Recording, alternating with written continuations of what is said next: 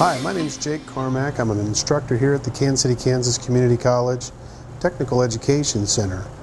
Today's tech tip is going to be a way of saving you some money. If you think that your washing machine is leaking, it may in fact be the drain that's overflowing. So the trick is figuring out which one it is before you call a technician. You call a technician, an appliance technician, he comes out and we find that the drain is leaking because it's overflowing, then you're going to have to pay the technician for his time and then have to call a plumber, and there would be additional costs associated with that.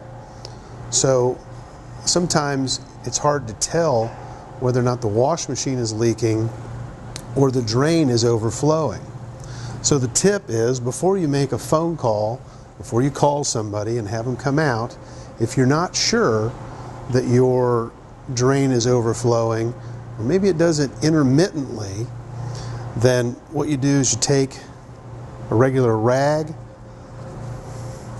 you want to wrap it around the drain hose at the top of the standpipe, drain for your washer.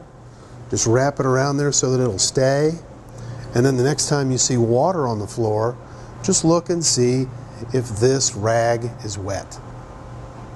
If it is, then you need a plumber. If it isn't, then it is in fact the washing machine that's possibly leaking. Thanks.